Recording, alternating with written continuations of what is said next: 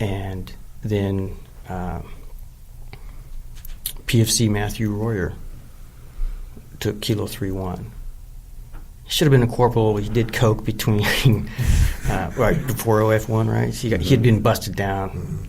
So he was in the same group as some of the other corporal squad leaders, but he was a PFC.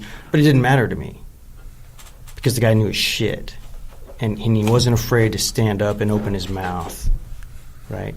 So to me, it was far more important to have a Marine who knew his shit and wanted it to be in charge of that fucking squad than anyone with fucking rank. It didn't matter to me. It was performance-based rewards, right, at that point. The only thing that matters is fucking performance. I don't care what your rank is.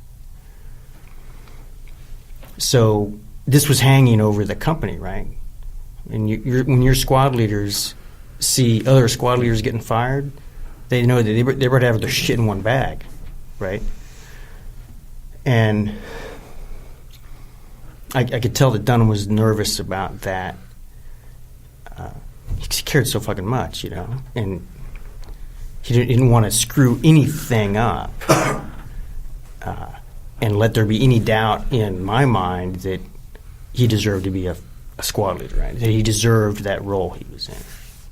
It was so obvious that he was nervous, and I think the Marine, or just military in general, puts this fear in you that you don't want to let anybody down. And just if you have self-respect, you want to be prepared, and you don't want to look like an asshat, and you just want to have all your eggs in one basket. And he was nervous. Didn't help that our skipper here was, his last duty station, he was an instructor at the infantry IOC, right? Yeah. And so he's a little intense. So Dunham was a little bit worried about that. But I'm like, Jason, just do what you've done. Do what you're taught. Go down the checklist. Hit everything up. We'll help you out, whatever you need. Mm-hmm. So this patrol was due to step at 08, right? And it's midnight on the 13th of April. And I'm in the COC. I got a radio operator, Cresswell, I think, is on the radio. So it's just me, Cress, and Dunham. And we had this makeshift picnic table that we had inherited from the Fox Troop, and had a laminated copy of the damn company AO in satellite imagery on the whole table, right? So that was the table covering. So it was a useful planning tool. Dunham was sitting there, and he was writing his order. It was fucking midnight, right? So he'd spent the whole damn day getting his squad ready for that freaking patrol. He hadn't bothered with the paperwork, but he knew that he needed to give an order the next morning, right? So he'd spent the whole damn time getting them ready for the mission. And so there he was, going to be losing a lot of sleep in order to make sure that they also had a proper freaking order before they stepped. So I'm sitting there watching him, bare-chested. It's hot, fucking hot. He's boots and utes, bare chest, working on his order. And it's midnight, and goddamn Hampton and Carbajal come in. Dunham's 2 fire team leaders. We did what we do best. Raided the chow hall. So they come walking in with this cardboard tray with some tray rat fucking eggs and probably a slab of damn ham, right, or something. Whatever they could scrounge, which wasn't a whole lot. No, I remember the sausage looked like cat poop. Yeah, right. But I remember there was a sausage on it and those nasty eggs and that beef hash. Oh, that's terrible. Yeah, but the horrors of war. So they walk in there, and I look up, and I realize it's just two fucking fire team leaders, and they've got a plate of chow for him. And he looks up and he says, "What's this?" And Hampton says, "You spent your day taking care of us. We know you haven't had time to take care of yourself. So we're his chum. And I always remember being a student at TBS, as a second lieutenant, and hearing stories from instructors about being a good leader as an officer. And if you're doing your job and taking care of your Marines, that they're going to take care of you back, right? Like if you're digging into the D, you've got more important shit to do than dig your own fucking hole. And there was a story about a platoon commander who'd come back to find his Marines finishing up his freaking hole for him because he was too busy taking care of them, to worry about protecting himself. And that came back to me in a flash. And to me, the imagery of them presenting him with that plate of chow, it was symbolic. And to me, what I saw wasn't them giving him a plate of chow. It was them putting the crown on his head and saying, "You're a fucking leader." And it was in that moment, and I'd been a Marine since 87. It wasn't until that very moment that I realized that the only one who can designate you as a leader is your fucking Marines. Your peers can say you got leadership qualities, and your seniors can see the same thing, but the only one who gives you that title is the one you earn it from. And that struck me.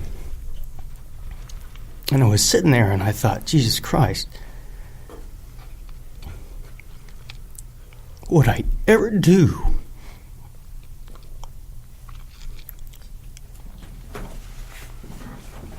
if I lost a Marine like that?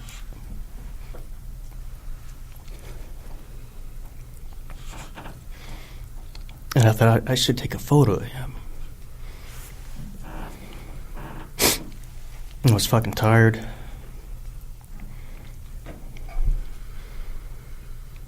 And I didn't fucking do it. It would have been the last photo of him.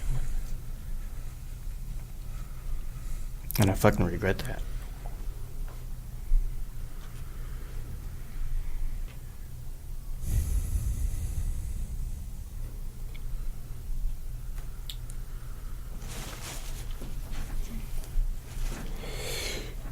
These guys taught me a lot. That was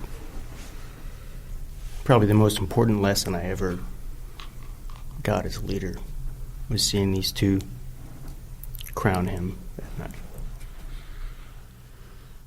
A lot of that in part, too, was Carbajal and I kept coming to him and trying to help him with the order, because the first deployment, that's all Sergeant Trejo had us do. That's all we did, was we did map overlays, we patrol orders, and so we knew it, we had it down, and we kept coming in. Hey, you want us to help you? You want us to help you? You want us to do something that you need to get done, but you're doing this, so we'll do those. Nope, don't touch it. This is going to be all mine. Roger that. Let us know if you need us. And I think after that was when I was like, hey, let's go get a chow. Well, because he knew that the way we were going to get split up, that I was going to have to run point that day. So he ended up having me do the patrol overlay. Because he already had them route mapped out, but he made me do the overlay. And the whole time he was asking me questions about where we going, what are we doing next. If we get in, I remember him asking me, if we get here, what LZ are we going to, and stuff. And I had to turn that into the COC with all the radio frequencies, because he knew I wanted to know. Like, that's how it was. I always wanted to know. I didn't want to know my team leader's job. I wanted to know my squad leader's job. Like, I wanted, And I remember when he pulled me in, I was like, I felt rewarded to get to do this, because he trusted me to do it. It was a big deal to me. Yeah, Ferg was talking earlier about, making sure that people understand why they're doing what they're doing and how important that is. No doubt, for me, that's the key of decentralized command, is making sure that everyone knows why they're doing what they're doing. But the other thing that happens is when, like what you're saying, when you give people the opportunity to come up with part of the plan, it's like it's elevates them and makes them. They have ownership of the plan because they made it up. They made it up, and so that's exactly what you're talking about. And those are the kind of things that make young troopers crown their leader, not because their leader's barking at them, but because their leader's going, hey, I'll do this. I'll take care of this. I'll handle it. You guys get some rest. You guys take care of yourselves. And at the same time, hey, here's this piece of the mission. You come up with a plan for this. You make sure we know what we're doing. And, I had a guy on the podcast, named Mukayama, who retired as a General Mukayama, but he made this statement that I've underplayed over and over again. But for him, he's like, what leadership boils down to is that you care about your men. You care about your men. Because if you care about your men and your men know that, then it goes back to what you said, Trent. If you take care of your men, then your men are going to take care of you.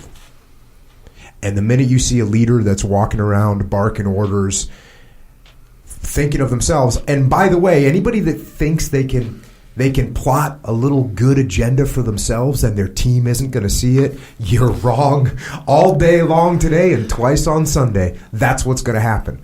But that leader that's going, hey, I'm doing this for the good of the team, that's the one that will get the crown of leadership. There's one story that sticks out to me, and it was when we first got into zone where Lima was setting up base. There wasn't one. So when we weren't doing a patrol, we were setting up HESCO barriers. And filling them? Filling them by hand. Mm-hmm. And you get a working party together, go to do it. Well, who does working parties? The juniors. But there's this one day, almost everybody in the platoon's out there doing it. Most of the squad leaders are working on patrol orders or getting things together, and out comes Dunham. Comes, joins all of us, starts putting in the work by hand. And we're filling these HESCO. He's the only squad leader in our platoon that's out there helping us fill these HESCO barriers this time. And I just remember thinking, I was like, because it's miserable. It's fucking awful. And I just remember thinking, I'm like, he doesn't have to be out here doing it. But he's doing it because we're doing it, And I could give countless examples of that. That was the exact reason why everybody in his squad would have ran through a wall for him every day. He took care of you. He took care of the junior Marines really well. He took us aside and he would always tell us, if anybody's like stepping over the line, just to let him know to come talk to him. I remember him telling him that, like, if you're stressed out, come talk to me. I want to know about it. And he was just always available. And it made you want to please him, Like, I remember distinctly, I want this guy to look at me and be impressed. Like, I want him to like me, But not as a friend. I just want him to look at me and be like, that's a fucking good Marine. That's one of my Marines. And so you're trying to live up to this bar he sets. And it made us all better. Yeah. Well said. So, taking us back now, you've executed the plan, and now we're out in the field. We're in that. So, are you in the police station, or are you in the water treatment facility? What's the difference between the two? What's going on right now? Yeah. So, the commanding officer had finished his business with the police chief, so he was heading to Huseva, and we walked out the back of the police station right across an alley and into the water treatment plant, which was unoccupied at the time. It wasn't in use, but it had been was occupied by an Iraqi family who were squatting in one of the buildings, the headquarters building of the treatment plant. So this thing had been built, it just never been used.